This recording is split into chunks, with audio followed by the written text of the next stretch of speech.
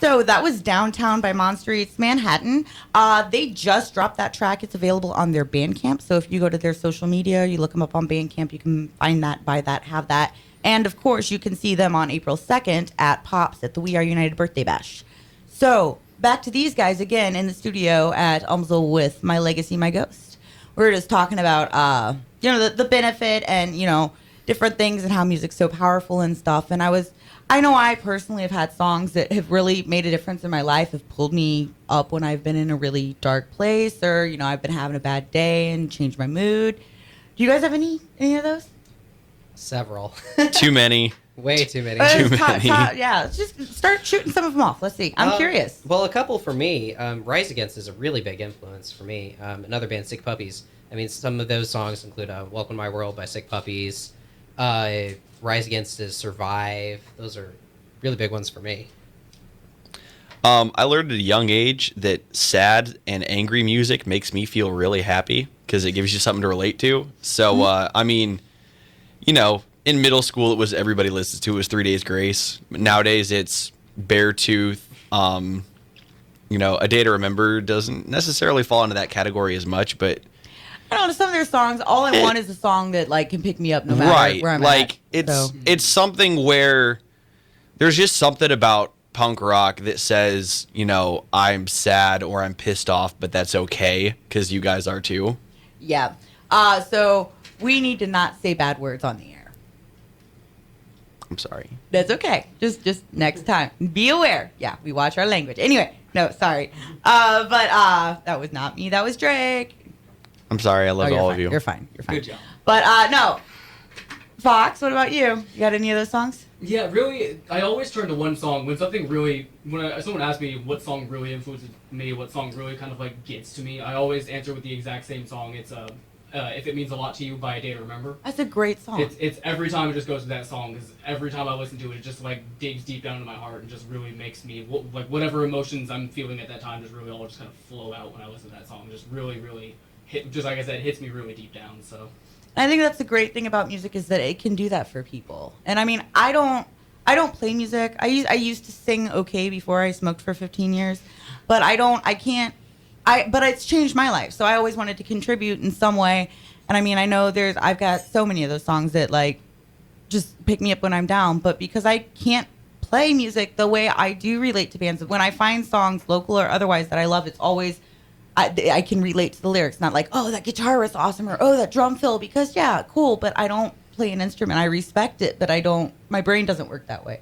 So it always comes back to lyrics for me, because if it's a song that I feel the lyrics or I can relate to it no matter what the emotion is, that's that Run and Remember song that Apollo's Daughter had. I sat here and bawled my eyes out because I had been through something that was just it made total sense for me. And it was great, and I love that song. So, fun fact: right now you can't see it because this is a audio medium, but Drake's actually wearing his Apollo's Daughter shirt right now. I am nice. actually. I didn't even notice that. Repping that good. Always repping the local. I've gotten to the point now where I think I probably own more local band T-shirts than I do any other kind of T-shirt, and I'm not any way, shape, or form mad about that. No, I mean I have quite a few myself. I just started wearing them out more because I used to think that. Actually, I didn't even used to think. I had a band yell at me because I was wearing another band shirt at their show, and I was just like, "Really, we're gonna do this? I just won't wear band shirts anymore." And I started doing it again recently. I'm wearing my Rock Paper Podcast one today because that's not showing any bias. Everybody loves Shane Presley. Everybody loves Shane Presley. So true. So anyway, back to you guys. You guys have a lot of really inspirational, moving songs. Where did that come from? Well, I write a bulk of the song lyrics, and one reason we're actually really willing to hop on the show on April 2nd is since it was a benefit to raise suicide awareness, and our songs are actually our EP that we've released called Keep Your Secrets. It's actually a concept EP, and the one we're following it up with is tentatively named Under Lock and Key, and those songs are really about coping with and dealing with depression.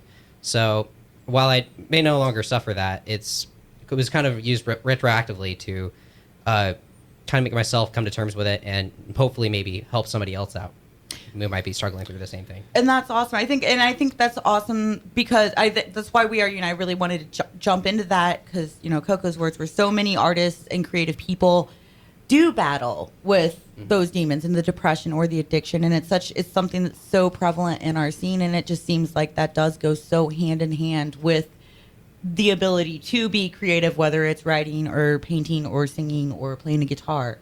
So who better to say, hey, we're here to support you than your other fellow artists? Right. No, You know? and absolutely. Yeah, and as bad as depression really is, it's really sad. Like, it's sad, but it's also happy at the same time, because you look out there and just see how many like amazing songs there are now that were written out of depression that people can go to and look at and take something from. Well, and I feel nice like to- with go ahead. creative people, like that's your outlet. You know, if you're depressed, you write a song, and not only do you help yourself, but the beauty in it is that you're helping people who can't necessarily be creative the same way you are. Right, and that's exactly Deal what it with is it. for me. And that's when anybody, local or otherwise, writes a song. That there's been songs that have pulled me out of some really dark places in my life. I've had my struggles with mental illness, so that's just, I don't think there's anything better. I quit trying to be a social worker to do this for that reason alone. Oh, So, yeah. I mean, it's awesome.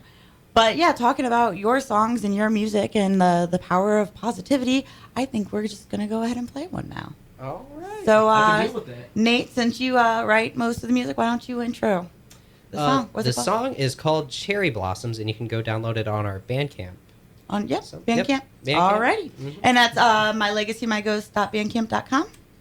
Yes. Something Yes. like that. We'll double check. That is Go exactly on to what it is. Facebook and find it. Alrighty. It's on Facebook. So this is Cherry Blossoms. This is one of their studio recordings that's available on Bandcamp. We will be back in a minute.